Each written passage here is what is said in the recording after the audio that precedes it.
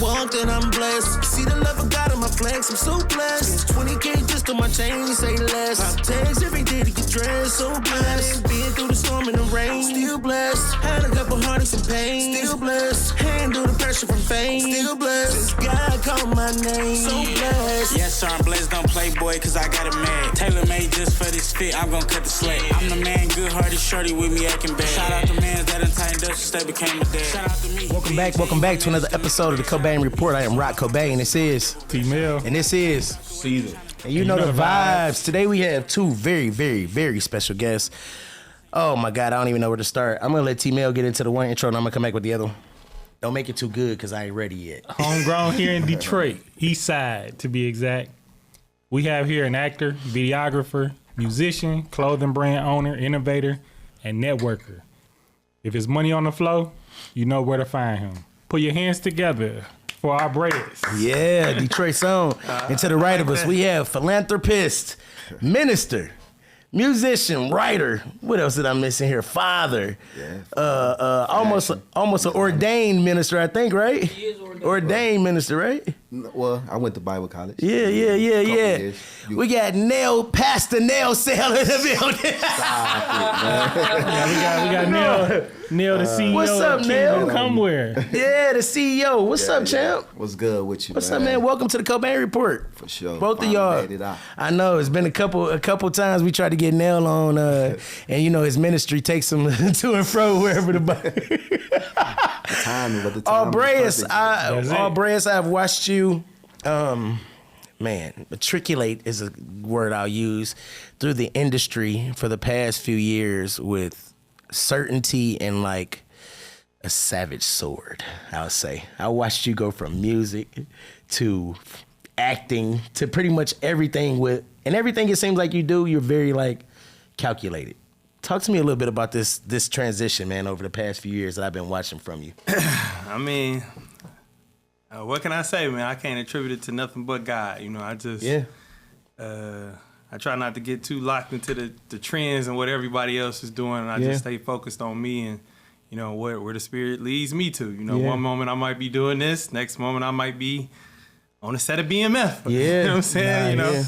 I think I didn't play a major part, but it still was a big step, you know, especially for me wanting to be in an environment like that, you know, to getting to experience something like that. So let's take this. Go ahead. Real quick, because it seemed like it kind of like the themes went in like line with each other with your, you know, song you had done recently. You had like, you know, the 80s vibe on. Did that get inspired by being in BMF, or was that just like something that happened? Actually, it did get inspired by BMF. Okay. And what it is, it's kind of funny how I even end up getting put in that situation. It wasn't nothing but God. I actually ran into T going to Coney Island. And we had a conversation, and I wanted to ask him about the TV show, but I was like, you know what? I ain't even going to do that. You know, I'm going to just keep it real on that I like the show and just keep it moving. And, you know, so in the process of us having the conversation, as I was walking away, you know, he told me that, you know, we looking for some extras for the show. You know, you want to be a part, you know, as long as you vaccinated, you know, you can come through. So we exchanged information. Vaccinated is wild. You know, that was during the time when the COVID stuff was going on. And I guess that might have been a stipulation, you know, in order for them to find certain people, you know, God will create certain situations for certain things to come about, you know, and I ended up being on the set of that. And after I did do it, me and him had another conversation after that. You know, I bumped into him again, and I told him that I wanted to be a part, you know, and see if I can get a role. And he told me just hold tight. You know, I think he said when January come, or it was when one of the other seasons was coming, he told me give him a call. He gonna talk to the guy who in charge, see if he can get me a role on there. And by the time I reached out to him, that's when he told me that the person who was responsible for it, you know, had a stroke. You know, and I'm thinking like, dang, you know. But at the end of the day, you know, it is what it is. You know. Thank God that the guy's all right, you know. You know, of course, he's not in the same condition that he was, the person he was talking about that had the stroke. But I appreciate him for the opportunity. And so when I had the song, since I didn't get the chance to play my road in, you know, I created my own road. Yeah, for sure. And, and I actually start trying to position myself to be able to get some music placed with them. And I was actually working with an agency that was actually placing some music with them.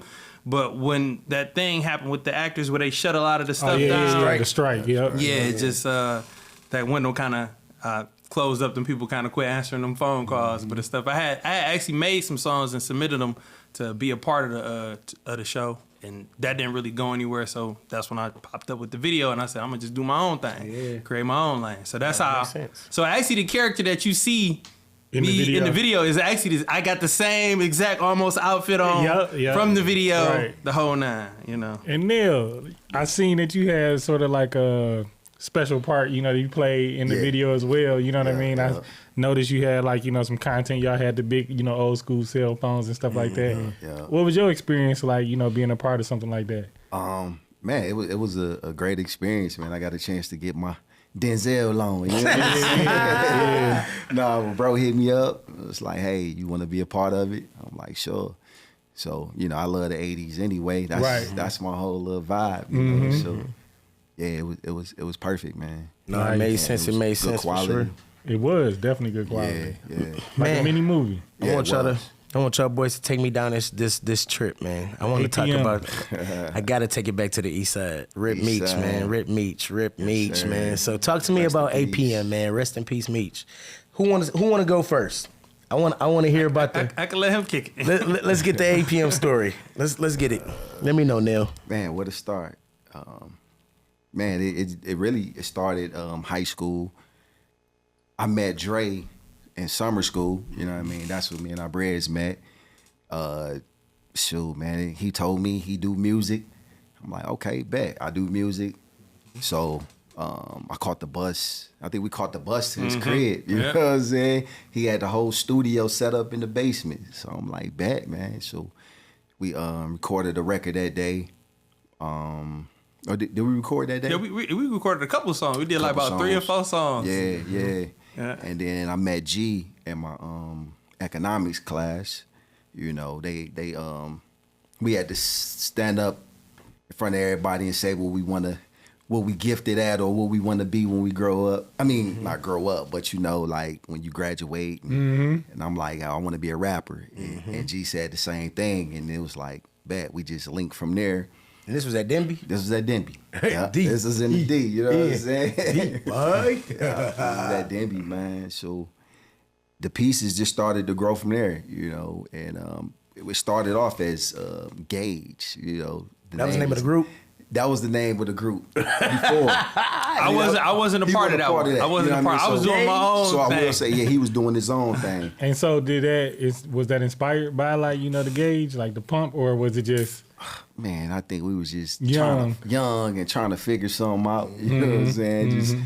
Just learning. That was my first time really start getting in the studio like that, you know. And it just kind of evolved from there, you know. And then MEECH, you know, he went by Dino at the time. You know, he was little, you know, younger, but he was inspired. And just eventually, man, it just all kind of just formed, man. And that's when we started getting in the studio, recording the Affiliated with Money album. And actually, he skipped a step.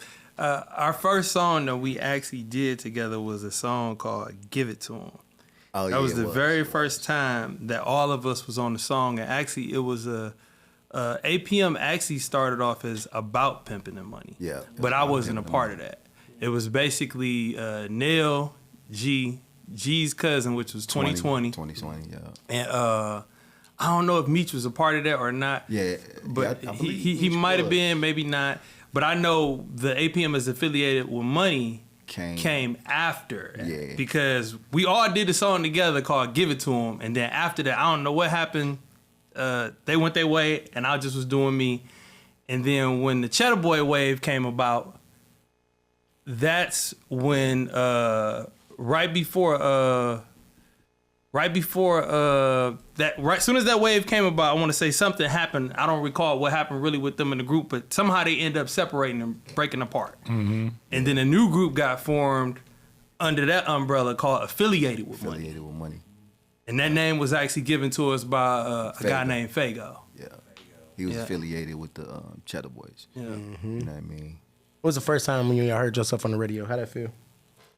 Oh yeah, it feel real good, man. You know what I mean? Especially all the work that we was putting in, man, because we had like over 100 songs. You know what I mean? We was just recording like every day, and we would keep going to the studio. I think it was Hype Squad then. Yep, Sugar Ray and Lieutenant Dre. He was one of the first to play our record on the radio. Damn, I ain't heard that name in years. Yeah, for my cousin, man. Lieutenant Dre. They making moves with that Pizza Cat, him and DJ BJ now. Shout out to the Pizza Cat. That's the same Lieutenant Dre. That's crazy. Yep. No pork meat lover.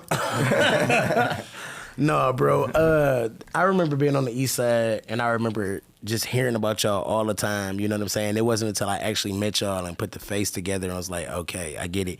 MEECH. MEECH was the one that I remember the most out of APM, bro. I don't know what it was about his flashy little, they used to call him dog face back then. You know what I'm saying? Him and Hoss.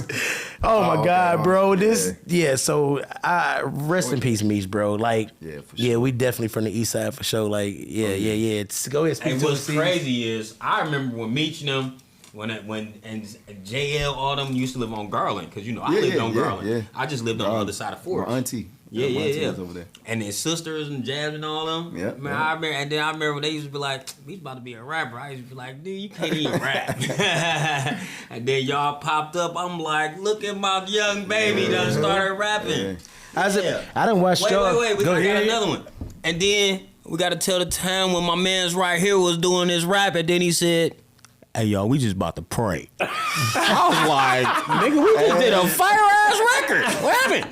He like, nigga, we ain't putting that one out. When he first started transitioning to the Lord, it was tough. Because we was all sitting around like, nigga, in a trap house with no doors and shit. He like, Hoss, I know, man, but let me tell y'all, I feel God telling me that I did. I'm like, nigga, somebody pass the front while Rev Mace over here doing his thing. Hey, it was a transition that happened in the midst of it all, man. And I ain't even understand it. That's why when I came out with the mixtape Soul versus Flesh, that was me battling myself. I just knew it was something happening, but I just couldn't explain it. Yeah. And I remember us, me, you, and Hoss, that was the first gospel record that we did. Hey, I got another one. I'm glad you here. Yeah. I'm glad you here. Yeah, hey, look, this crazy. Remember when we made the Lovers and Friends, and then a couple months later we heard it on the radio? Lovers and Friends. Well, me and Hoss made Lovers and Friends, bro. Okay. And then we heard it on the radio when we let his brother hear it. And it ended up coming on the radio from somebody else. Remember that? Okay. Damn. Shout out to J City. Said somebody slicked y'all on the radio. Shout out to my brother. Let me tell you something about that era of our lives. Javon was the only one with the Atlanta plugs, and boy, listen, we done had some songs that was sold off through that mug. He had plugs, but he was the one that just was taking them all. He took them. He like, shit, I wrote this too. Damn. We told everybody it was all of us. Go ahead. I got a story. I never got a chance to meet MEECH or whatever, but I think you was with us. It was you, Javon. It was like a bar we went to off of Harper, and it was, I think, not too long after like everything that happened. But man, walking in that bar, and I can't remember what the song it was, but it had like the walls like vibrating, and I just like Rack Mafia. It was Bro, that Rack Mafia thing was crazy. How did it feel to watch APM kind of transition into the Mafia? Let me cut back in real nicely though, because he just my bad, cuz. Go ahead. But the song, man, I'm telling you, it was like the energy. It was crazy, and knowing that like what had happened, it was heartbreaking because it was like, man, this dude, he was really about probably to be. He was probably gonna be next before like Big Sean, because that was like a little bit before Big Sean had took off. Like, he was. Yeah, he was an incredible artist, dude. Yeah, MEECH had the East on tuck. Talk to me about that, man. Talk to me about losing MEECH and then rolling into that, to the Rack Mafia vibe, to the nephews, and watching y'all, what y'all built, kind of just go down. You know what I'm saying? To the next generation. Yeah. Standing on y'all's shoulders kind of vibes. Yeah, well, they went by another name. First before. You know what I'm saying? Before that. G Squad. G Squad. It was G Squad. And you know, they kind of came up under us, you know, and always we was able to just guide them a little bit, you know what I mean? But they was already putting in, you know, putting in the work, you know. Shout out Tank, new car. Man, Let's go. Didn't me kind of start the younger ones with him? Wasn't it like? Yeah, so because I think the group had split up around this time. Yep, and Meech was doing his own thing. And I think he was I wasn't privy to that knowledge of what was going on, but from afar it looked like he was doing shows and bringing them with him to do while he was doing the started show. the whole Rack Mafia movement, you know, and he just pulled them in and started moving with it. You know? What happened with the APM thing? Why y'all feel like y'all broke up? Who want to answer that one? I mean, Aubrey's been quiet this episode, boy. I know. You gotta share. Dre, go with it. But, I mean, I could be honest about that one. Really, what it is, right? It was ego. It was a couple things that was kind of brewing that this had been going on for a while, just between group members, period. And then me and G had a clashing. And what it is, we couldn't settle our differences, and that's what kind of like made the whole thing just kind of.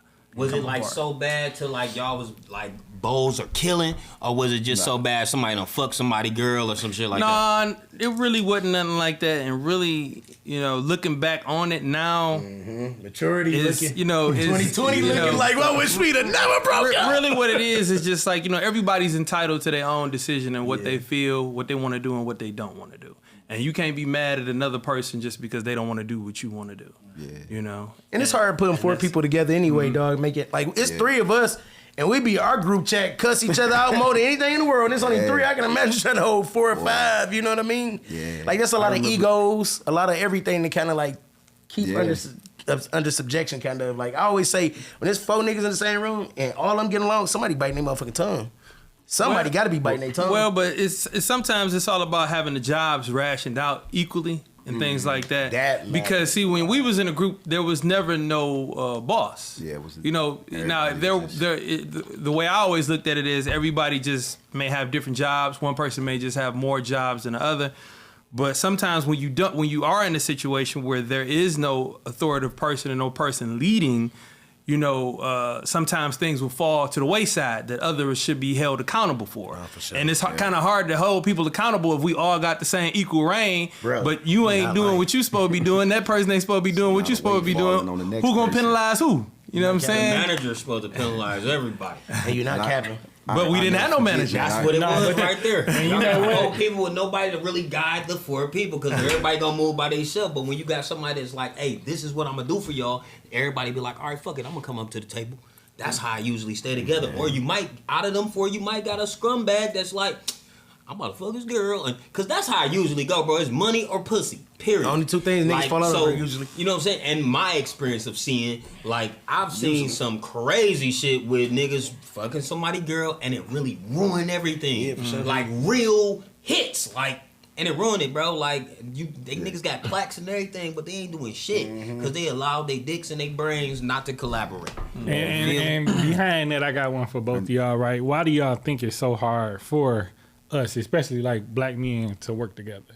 And ego. And along with you answering why you think it's so hard, what do you think like can help us like work together a little bit more smoother? Yeah. Reverend, we'll start on your side. El Minister. I definitely think it could be the self-centeredness, you know what I mean? Where you just, it's all about you. It's all about I. And there's no I in team, you know what I mean? So you have to be able to humble yourself and look from a point of view like, hey, when I make this move is for all of us, you know what I mean? How can we come together and build together and not just my own motive, you know what I mean? I'll never forget, we was at a party with Curtis Blow and Rasheed Wallace, you know, we was talking to him and he pulled us over to the side and he was like, man, you know, because he was like, it's 4 of y'all, man, that's what's up. He was like, one thing I will say, all of y'all have to be on the same page. And if y'all not, man, y'all wasting y'all time. Y'all might well stop doing this now. You know what I'm saying? And that always stuck with me, you know. So Being on the same page. Being on the same page, man. You know, y'all gonna have some disagreements, but ultimately, what is the main goal, the main focus? You know what I'm saying? Y'all got to come together at this is what we trying to do, and this is what we trying to accomplish, and everybody is pitching in. You know what I mean? Like they are holding their own position. You feel me? On the basketball court, if he a center, that's what he do. He's great at it. If you're a point guard, this is what he do, and he's great at it. You know what I mean? But when they come together as a team, they win rings. You know what I mean? So for sure, definitely. Aubreyus, what you got? Yeah, I agree exactly what he said. You know, and then another huge part of it is just honesty. Yeah, for sure. Honesty. You know, if we all got a party to do on Friday and we all supposed to be there, and only 3 of us showing up and one of them ain't there, you know, it's only so long you can allow those things happen without being honest with your teammate, and then also with your teammate being honest with himself to say, you know what, I need to change this. Right. But then even sometimes when it comes to teams, sometimes maybe some people just need a break. Maybe sometimes people just need to just say, hey, we're going to do something different this time. You're not capping. It don't necessarily mean close the group off. It might just mean, hey, let's just take a break. And that could have been another approach that we could have took, but instead of taking the approach we took, you know, just take a break. Because we had been in a group for like, what, 10 years straight? 2020 is hindsight. I mean, hindsight is 2020. So, I feel like, honestly, though, I get what you're saying. Right. But that's kind of wrong. Because if we in a group, right? Okay. And we talk about progressing and success together. Right. Like, it shouldn't be a point where you're like, oh, we need a break. Because a break means what? Like, I'm cutting it off for a minute, right? That's a break. I'm breaking off. Breaking off and to do something else. The thing about groups with breaks, because I've seen breaks happen, then they try to get back together. It's impossible to get back together. That's almost like you trying to double date the girl that you broke up with. It's gonna be impossible because you can't even approach it the same way anymore. Right. So when it comes to like 4-man groups, 5-man groups, if they don't have the real structure, as if to if you ain't coming to this motherfucker, we holding you accountable. And your accountability is you ain't about to get paid. If we getting money, you ain't about to get the check, bro. And you gonna understand it because it's in a clause on the contract. Now, that sounds great.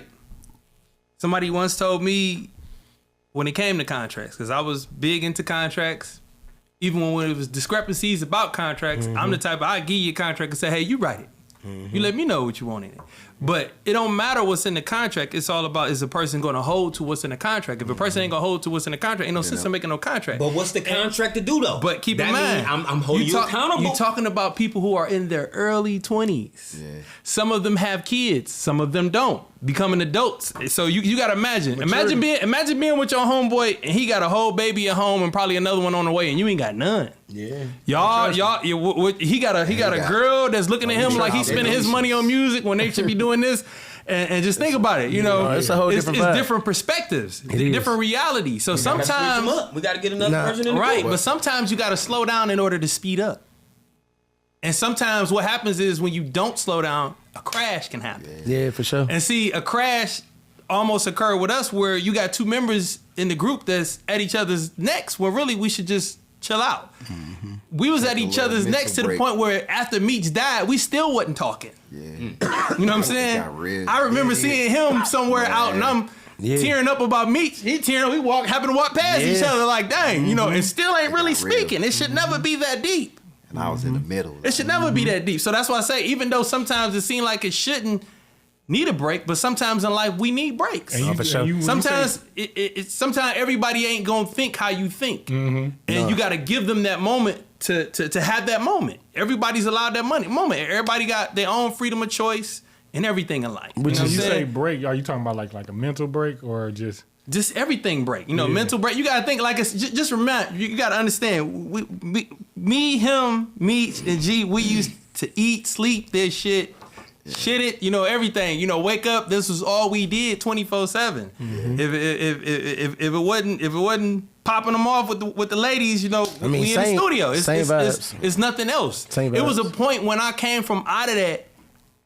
My certain people in my family had grew up and I didn't even know them at all. It's like I come back, you got kids. It's just like I was not mentally there at all. Focused on the music. When that group Man. Well, when that group fell apart, I went through a stage of suicide where I almost killed myself because I felt like I couldn't live if I couldn't do music. Mm-hmm. That's how deep it was. You know what I'm saying? So, and don't get me wrong, I tried everything I could in my fiber to keep it going and to make it work. But also, it was a good thing that it stopped because I used to feel like if it didn't work, I wasn't gonna work. And now you understand where I'm coming from? And you should never love nothing that much. Yeah.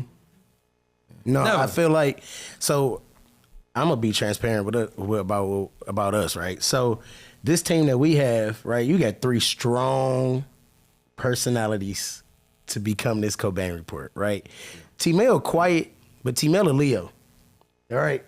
I'm a Leo, and then you got this mother right here. Scorpio. This nigga is Satan's cousin, nephew, or something. So, well, all 3 of these personalities, right? We started this podcast in December last year. I ain't gonna lie to y'all, around March, April, it started to really show that we have been putting that work in because what y'all saying started to happen, which is called burnout, right? Where you feel like you're going so hard. We was working every weekend, 4 shows a week, nonstop. Then where he was in 9 different countries. I got kids. You know what I'm saying? Like everything that y'all saying came to play with us, right? And we had to sit down and say to ourselves, all right, I don't like doing this part of the show. He don't like talking to people. Right? He don't like handling management. We had to literally do what y'all saying by separating certain tasks because I found myself doing all the social media, everything. Y'all know how exhausting that is, right? To post 30-something clips all week long on 4 or 5 different platforms, right? And I was doing this, I was doing that, I was doing this, I was doing that, and I felt like, all right, I'm the one carrying it as the point guard, right? So I had to sit down and say, before I burn out, I gotta let my brothers know what I'm feeling, right? Right. Which brought up conversations that we need to have, the uncomfortable ones. Well, nigga, you make me do this and I don't like to do this. Once we started to kind of like go into our natural roles of what was dope for each one of us and listen to each other, it started to click. And then all of the like drama behind it was like, I don't feel like shooting today because I don't really feel like being bothered with niggas today. You know what I'm saying? All that started going out and it was like, okay, we're going to take less weekends. We're going to do 2 times a month now. We just shoot the 1st and 2nd Saturday, maybe a 3rd or 4th if necessary. But like, we're putting our own like mental health into kind of perspective too when it comes down to it because it started to wear on us. And we was like, we done came this far. We looking at 20,000 subscribers. We can't just walk away now. Right. Me and this nigga had going, you know, me and Chris are fighting a heartbeat. You know what I mean? You've been around 20 years. You know us. We were fighting. We was outside about to fight. My daddy like, what is going on? About to smoke and we still going out to eat right after. You know what I'm saying? My daddy came outside like, what are y'all doing? I'm like, I don't know what we doing. We just losing it right now. Somebody talk to us when we blow it up. Like, hey, but that goes, what he just said goes back to what I said. You don't need a break. You just gotta figure it out. Yeah. When you start communicating, bro, when you start, when I know your strong point and I know your weak point, I'm your brother. So if I know that you an out cold ass point guard, but your arm hurting. So guess what? I'm a forward. So my power forward gotta pop in. I'm about to take this bitch to the rim every time now. And it made, feel me? I watched so my nigga not gonna burn out. Yeah. But we gonna keep rolling. We gonna win the championship. Sure. That's what it's really about. I ain't saying y'all shouldn't have took a break, but y'all shouldn't have taken a break. Because every group that I've ever seen take a break, we don't even see them no more. Day 26 about the only ones that try. Day 26, Destiny's Child. Don't talk about Robert. Big groups. Big groups. They took breaks, and when they tried to come back from the breaks, it never worked. It don't work. But if you sit down and really discuss what the situation is, bro, it always it takes a load off. And when you take that load off, now I can think a little more. Because my brother got me. I know my brother got me. So look, we can still do it next week. All right, we can still do these shows. I know we got 120 of them, but shit. At least I know you about to do this. I know you about to do this. And you going to be able to carry us for 2 weeks. You know what I'm saying? And like you said, you know, with the communicating, because I communicated it with him. I don't got no problem with doing any role for real, because like we trying to, you know, make something happen. But what it is, like you said, as far as with the booking, right? So just why I had this like issue with it. I don't know if it's my voice or whatever it is, but like, you know, it's like a 5-minute type of conversation, like to book somebody, maybe even less. I'm on the phone, you know, like this lady, we talking about her cakes and her grandkids. Like I called to like, you know, book somebody, you know what I mean? And this is like a booking agent. Like how are we talking about like 30 minutes later? And I'm trying not to be, rude or like dismissive. You know what I mean? I don't want to talk to nobody no more. I don't want to book no more. Like how you? I'm like, I was booking anyway. You the one wanted to step in and start booking. And the thing about it is, right? He started the communication with the person, so I'm like, that's the, you know what I mean? Because we was trying to figure out then. Because at first I was booking everybody, then he was like, I kind of like booking a little bit, and then it just went whole left. So back to what you were saying, bro. It is about identifying each other's strong points. I think in that managerial role, like you have to delegate, dog. One person can't do everything because they will get burnt. Even if the show is named, they will snap. I always make this joke, bro. The show is named the Cobain Report, but it's not the Cobain show. A lot of roles. And see, I had a lot of roles. I was the one who wore the many hats. Yeah, the producer, engineer, all of that. Because I never forget one time when I was in Atlanta. We had went to the All-Star weekend with Wipeout. He was the first to take us down there out of town. And I never forget sitting in the truck with him one day. It was me, him, and Sticky. And he was telling Sticky about how I was the leader. But I'm just listening to him like, what is he talking about? Like, I ain't never said I was no leader or nothing, but somebody might view you as that if you got all these jobs. And see, my thing is, I never liked the role or title of no leader because at the end of the day, this is my brother. You know what I'm saying? I don't control him. That's us too. You know what I'm saying? But at the same time, some of these tasks should have been delegated to other members. I shouldn't have probably had so many. Yeah. You understand where I'm coming from? But you know something as simple as posting, which takes somebody 30 seconds out their phone. Why is one person doing this and it's 4 people? But or 5 people? And the thing about what you're saying, I think the thing comes in that, and it shouldn't be that way. But what you said earlier about like you love this, people see that, and when they see it, like they down because they want to be a part of the blow up, but like they don't love it like you, so they like. Yeah, we're going to give him this, we're going to give him that because he more into it. You know what I'm saying? Like, people take advantage of your love for it. I mean, that can be a case, but in this case, I don't think that's what it was. Yeah. It was more so like, these is really like my brother. Like, you know what I'm saying? Like, it's kind of like, Meech was the closest thing I had to a little brother. You know, G would be about second. I always just seen him as, because we about the same age. Our birthday is about the same thing. So, you know, if anything... it's just like I mean, it's hard to describe. I mean, when you love somebody and you just taking on these tasks, and sometimes they might don't know the task that you taking on. Yeah. They might don't know you doing this, doing that. All they know is bro got it. I'm gone. It's just like how you might do with look, I'm gonna give you a prime example real quick, and I'm gonna be quiet. It's just like how when you got parents, right? And your parents might have done things for you all these years. It take for you to get older or get some kids of yourself and be like, dang, this is what my daddy was going through. This is what my parents was going through. Yeah. And see, we never had a chance to have that moment for the group to step into things. Because like when the group broke up, G had to go off and do things on his own. Neil had to go off and do things on his own. Meech did too. We never got a chance to put our chapter back together because during the breakup, that's when Meech got killed. Yeah. So I'm pretty sure we all identify some strengths and things we could have worked on or we could have fixed after the fact. Only person couldn't do that was Meech because he ain't hear it. So it was just like when Meech got gone, it was like, how do we put that back together? It don't feel right. You know what I'm saying? So, No, I think basically loving on your brothers while they around. Because you never know. Just thinking, I took that second back because I was at Meech's funeral. Right, so when you was just talking about that, right, Meech losing his life, I just automatically went back to right there on Mac. He had that joint. That was one of the first like rapper funerals that I ever saw, if you know what I mean. Like where it was like, nah, this a funeral. Like it's like that in here. Like it was like that in here. You know what I'm saying? But that goes to show his influence that he had when he was alive. You know, and so let's move a little bit past that. So Meech goes.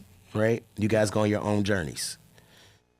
Tell me where you go after you find yourself from realizing, you know, I almost wanted to unalive myself and all that. Talk to me about the rebound. Well, after my rebound really more so started after I almost killed myself.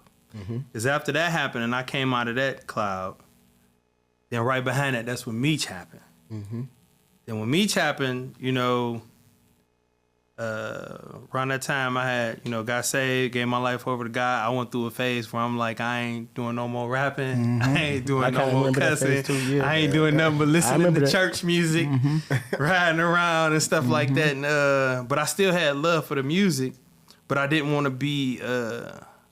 I didn't want to, just like how y'all was just talking about the podcast, sometimes you just don't want to deal with people. I didn't want to deal with people because everybody I ran into had questions about, how did he get killed? What happened? That, During that time, I actually started to grow this beard because the crazy part about it is I had a show at the Fox, and that was the first time I grew this beard. I had a show with Soulja Boy, Waka Flocka, and some more people, and I grew this beard then. And right after that show, that's when MEECH got killed, and I never cut this off. But it was funny because it was like when I would go out in public, it was like I was invisible. Like people would see me, but they wouldn't know if it was me or not, so they wouldn't engage me. So I would walk past people that I've known for years and just act like I didn't even know them. You know what I'm saying? I detached myself from the street, detached myself from a lot of people, and I ended up finding myself in Specs Howard. I started going there. Got me an internship at a radio station, got hired in. And one of the people who was on the morning show, I used to work for Putting in the Morning at App Radio. And he found out that I actually did beats. Because he used to always call me Dr. Dre. And then one day he found out that I actually made some beats. I started making like little skits and little songs for the morning show. One thing led to another. And then next thing you know, I'm back making music again. And that's how I kind of got back in that vein. But even when I got back in that, I wasn't necessarily writing music or doing things for me. I had got a hold to some website. It was some website. I forgot the name of it. I'm probably gonna remember when I'm not on this show. But it was a website where you could submit music and write for different record companies, write for different labels. And I end up hooking up with a representative from Grand Hustle. It was a guy named B Rich. He was B.O.B. B Rich. I know B Rich. Rachel B Rich. Yeah. And so basically you used to have to, it was called Blaze Track. That's what it was called. And you used to have to, you would pay a fee and you could send songs. And if they liked your songs, they might hook you up with somebody, or they might, give you advice. Eventually, he paired me with somebody to write some records, and I wrote some records. They was really mostly only interested in like beats and hooks and stuff, but I would just write whole songs. I didn't know how to just write hooks, so I would write these whole songs. And he hooked me up with a guy, and the camp that they was with was Doe B. It was Doe B. They was working on the Doe B stuff at that time. Yeah. And I got plugged with somebody from that camp, and it was a guy named Bruce who was sending me the beats. I actually found him recently on Instagram on something else, but he's still doing his thing. But I was writing these records, and in the process of me writing these records and submitting these records, Doe B got killed. So I'm calling the phone back trying to see, hey, what's the follow-up? And do y'all like these records? But I'm calling at the wrong time. You know what I'm saying? Yeah. I'm trying to ask somebody about records and stuff like that, and they man just got killed. I didn't have any emotional intelligence at that moment. Right. And it's just like during that time, that instantly just got cut off. It's like, boy, just kind of like chewed me up. You know what I'm saying? So I'm like, okay, there goes that plug. You know what I'm saying? And what happened is I took those same records, and I don't recall how I ended up meeting DJ BJ or running into DJ BJ, but I ended up linking up with DJ BJ, and he played that record on the radio. It was a record I had called Bentley. And actually, if you listen to some of the lyrics in there, I say something about Grand Hustle because I was actually trying to write those records for them. And I ended up getting some radio play on that. DJ Scratch hit the record. And then next thing you know, I'm back rapping again. Yeah. Without even trying to rap again, sure.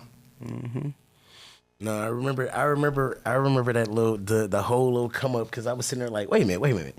Is that Dre? He didn't change his name and everything.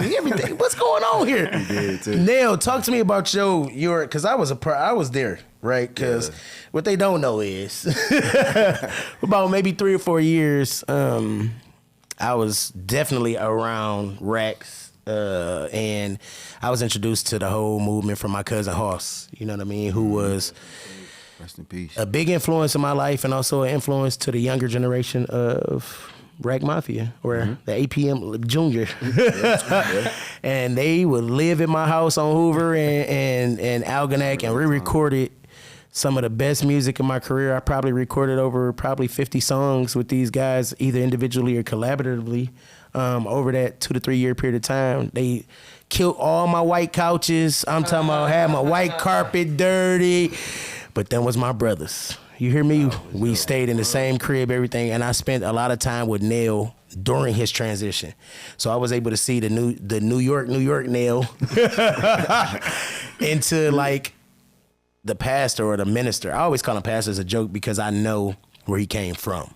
You know what I mean? And how hard he worked to be who he is authentically now. It's not like he's a stage player up front. Like, this is truly who he is. So Nel, tell me about, I know I was there, but talk to us about after MEECH died and your transition to where you are now. Then we're going to wrap it up because I know we're going over on this one, but it's cool. We got two guests. Man, so before MEECH, actually, I'm going to go back to before MEECH passed away. Mm-hmm. My mother had passed away from cancer a month prior to MEECH. You know what I'm saying? So I went through my mother passing away from cancer, unexpected, lost my job, then MEECH happened, you know what I mean? So I'm lost because APM was all I really knew. You know what I mean? That was it. You couldn't tell me that we wasn't gonna make it.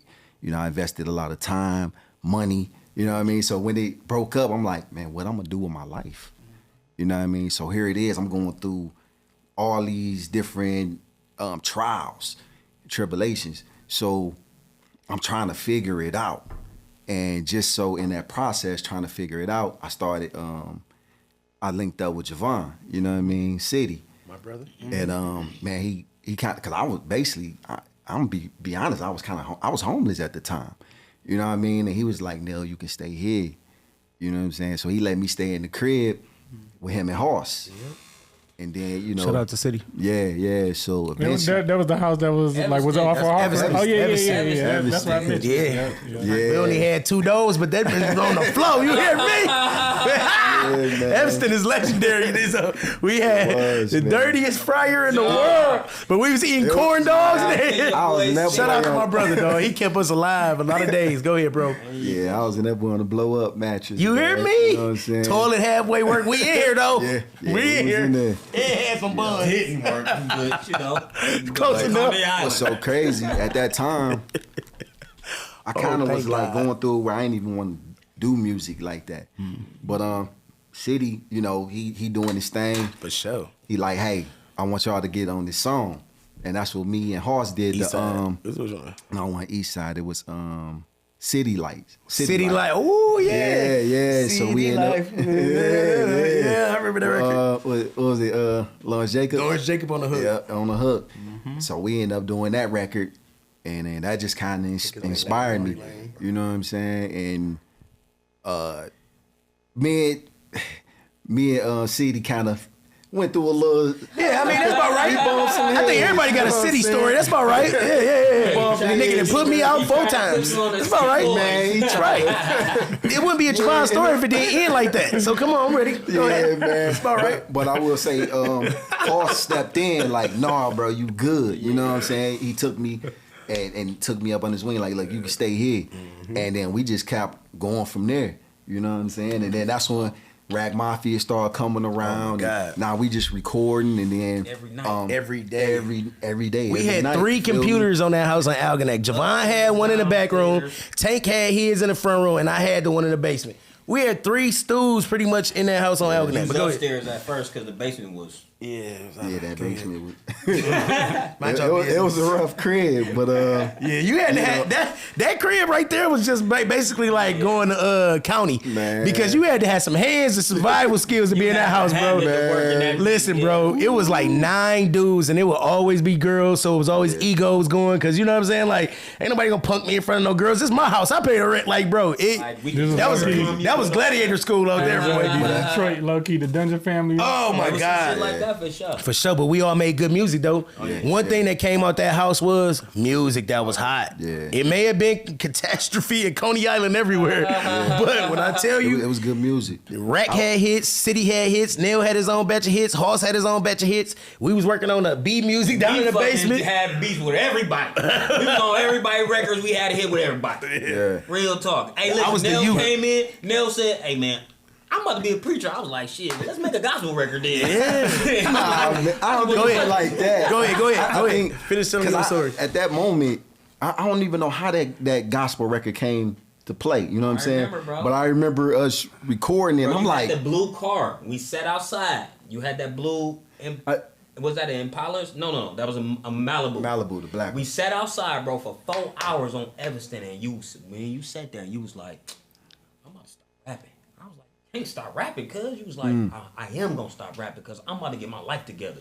I remember that, and I was like, man, like, nigga, you ain't about to go to church. We doing our thing. That nigga started taking church seriously. You know what's so crazy? I started taking that church for real. I knew something was happening on the inside of me, and I couldn't put my hand on it. You know what I mean? I just knew like God was doing something. You know what I mean? Because I was trying to keep pushing, keep going, but I needed to take a step back and find me outside of music. You know what I'm saying? And I remember after that we did that record, me and Hoss went to a church service, and the pastor was calling everybody up. You know what I'm saying? I'm like, you know what? I'm gonna go up. We some smoke weed and go to church ass niggas, boy. This whole family. Go ahead. Go ahead. Yeah, so I went up, and then the pastor out of nowhere, he was like, you do music, don't you? I don't even know him. You know what I mean? He like, you do music. But see, God wants you to do it for his kingdom and for his glory. You know what I'm saying? And I'm like, oh, okay. You know what I mean? I ain't thinking about no Christian rap or nothing of that. I'm like, okay. So after that, man, my life just started going in a different direction. And it seemed like everything just started to fall apart around me. You know what I mean? As if I started to get stripped down from everything. And it was a time where I was sitting in the car contemplating suicide. You know what I mean? Because I'm like, man, this is just too heavy. I'm trying to figure it out. I feel like I'm in this dark place. What do I do? And I remember thinking about like I was gonna drive my car off the side of the road and just smash something and just end it. And I got out the car. I'm at my cousin them house. Everybody on the porch. So I fake smile. You know what I'm saying? Like, hey, act like I'm good, but I'm really dead on the inside. You know what I'm saying? And my cousin Funk, out of nowhere, he threw a football at the back of my head. Bang. And when it hit me, for some reason, I just took it as it was a sign from God saying, snap out of it. I got you. Just trust me. And bro, literally, I was at my auntie house that night. I cried out to God like never before. I was crying. I was in the shower, bro. I'm like, Lord, show me who you are. You know what I mean? I'm like, because I was smoking weed a lot. You know, we used to be blowing like, praise the Lord, saints. Amen. But I was tired. I'm like, look, take this away from me. If you could take this desire away from me, you know what I mean? Take the taste away. Show me who you are, and I'll follow you. And on everything I love, bro, I woke up the next morning. I went downstairs. Tank was rolling up. You want to smoke? I'm done. And God had took the desire right away from me. And I haven't smoked since. You know what I mean? That's been over 10 years. That's crazy. That is crazy work. It's been way over 10 years. Yeah, it is. It's been way over 10 years. And, man, when I say, like, I went from, it was like God just started to move in my life. You know what I'm saying? I had to get separated from everything, too. You know, so I ended up moving to the suburbs, away from everybody. Sure did. You know what I mean? Far as hell, too. I'm in the Word. Like, God just revealing. You know what I mean? I was in the season of trusting him. I had to trust him. You know what I mean? And from that, he started to show me love and who he truly was. And that just changed my life. And that inspired me to just keep on going. And I had never experienced peace. I had never experienced joy. All those times I was in them clubs, furs on, jewels on, looking alive, but I was dead on the inside. And I had never experienced real life, like peace. And I was like, yo, I need to share this with the world because this is real. You know what I'm saying? Like, I had an experience, a God experience. And I think when you have a God experience, that's gonna change your life because can't nobody take that away from you. It's a trump you know card. What I mean? Man, what? Don't nothing else feel the same. I'm like, what? This is real. Crazy thing about both stories that I've heard is after music, that brief kind of failure feeling and that suicide was on both sides, right? Yeah, as an artist myself, right? I've felt sometimes where I didn't get as far as I wanted to get or I didn't make it to whatever, right? So myself, to stop that feeling, same thing that you guys are talking about, is I no longer like put my accomplishments up to what other people do. I am so grateful that I have been able to do all the things that I've been able to do that I can't look at the things that I did not do. Because there's so many stages I have been able to play on, so many concerts I have been able to rock, that I can't say, well, I didn't make it as far as Jeezy, or I can't make it. No, but I made it where Cobain was going. Yeah. Me and we didn't rock probably, I can't count how many stages we didn't rock together over the years. You know, I've been performing so long that I no longer am like, I didn't sell 1 million records. I'm like, dog, y'all see who is listening though? Yeah. Versus who not. I'm more lit about the 28K that follow us every week than the 2 trillion that's not watching. You know what I'm saying? Yeah. So I started to change up my emotional bag because I used to be in that like, dog, I want to be. But look where you are. Sometimes we so want it so bad that we don't look what we have accomplished. Yeah. We talking about something y'all did 20 years ago right now. Whether y'all think APM was, I'm gonna let you go. I know you the guest. I gotta cook right now. Go ahead. I just want to piggyback. Go ahead. No, I was gonna say like you never know the level of influence that you have when you in it. You know what I mean? You just be focused on, man, I gotta make it, and I ain't doing this. But then I remember I was in a Taco Bell drive-thru, and I pulled up, and dude was like, the guy that was in the drive-thru was like, man, you from APM, ain't you? I was like, yeah. You know what I'm saying? He was like, man, I appreciate y'all. Y'all the reason I went to Specs Howard, man. Y'all the reason why I started pursuing music. You know what I mean? I was just like, wow. Yeah. Here it is. We thinking like we ain't really have an impact. I'm telling you. But we done touched and inspired people's lives that we didn't even know. You know what I mean? So I thought that was... I have watched people start podcasts since I've watched them kind of move into what we're doing. So, bro, you have no clue or idea who you are touching, because they will reach out to us all the time on inbox or whatever. Like, yo, we watching y'all. We appreciate y'all for doing what you're doing. So you just never know who watching, dog. We gonna get one round. This has been a great episode. T-Mail, you got one more before I wrap it up, because you know you'll cut me off in the middle of my outro. No, we gonna go ahead. We can go ahead and cut it up. All right. So we're gonna start on the left. We're gonna let Aubreyus, let them know what you got coming up. Let them know where your Instagram, where to follow you at, all that good stuff. Give your last words of encouragement, all that good stuff. That's your hard camera right there. You said that's my what? Hard camera. No right Diddy. There? Yep, no Diddy. All right, for sure. The devil is in the Diddy details. The devil is a Diddy. The devil is Diddy. Go ahead. You can catch me on Instagram at Aubreyus. That's AUBREYUS. The focus right now is on Squad, trying to get some money. New single I got with Sada Baby. You can check it out on YouTube. You're looking forward, man. You might even see some movies coming. So just stay focused. Right. Nel. Pastor Nel. Reverend. With a T. Elder. You can check out my videos Rabbi. on Instagram. Check me out at Nelson_Sale. You can check me out on YouTube. Nelson Sale, that's SEL, and I got the loveversushate.com. You know what I mean? That's loveversushate.com, and I got the new brand that I'm working on, Duran Rubin. You know what I mean? That's gonna be coming soon. So that's where I'm at right now. I like that. Hey, wait. You know you gotta. You forgot to tell him. That's the part you missed. You became a deacon first. Oh, yeah, you did become a deacon. Yeah, and then he became a preacher. I remember that part. That's how you hit me, guys. Said the deacon. That nigga ended. I don't know why y'all keep coming on this show, letting this man talk to y'all like this. All right, Caesar, what you got going in, bro? I don't know why they keep coming back. Hey, listen. The only thing I have to say is the same thing I say. Oh, let me turn the mic around so you can hear me. Don't follow me, follow Christ. Just like Nell and them did. For sure. If it don't work out, know that God is still there. And know that don't play with me. And again, the devil is a Diddy. Oh, man. Yo, I don't know. Oh, my God. T-Mail, please bring some sense to this podcast, because this man, he back. We asked for him to come off the road. Well, he's back. Look, shout out all the reporters. Keep tuning in on YouTube at the Cobain Report every Saturday, 8 p.m. Keep checking us out. Keep supporting. We're going to keep on trying to give y'all good heat. Follow the brand, Bless_Detroiter.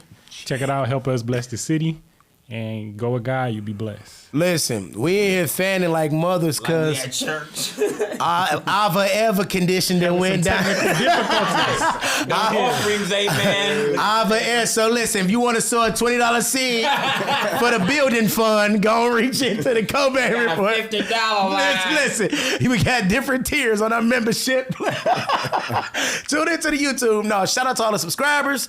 Like, share, follow, whatever it is that y'all do on this new age website. Thank our guests for stopping by. Man, I appreciate y'all. Yeah, we do. I also have a new project just dropped. What I name that project? Best of Me. Rock Cobain on iTunes. We Outside. I It's really the single. like that project too, by the way. Thank you. It's been a long time since I heard you say that, so maybe I need to keep. I really like Because that. you know I dropped. You got the little I dropped like booty-shaking music I dropped like on 4 other ones. You ain't said that there. Boy, yet. I played that little booty shaking music. I was like, all right. Drop it, give me 60, drop it. Anyway, go check out that project, y'all. As I always say, thanks for tuning in. See y'all next week at 8. It's a wrap, bitch.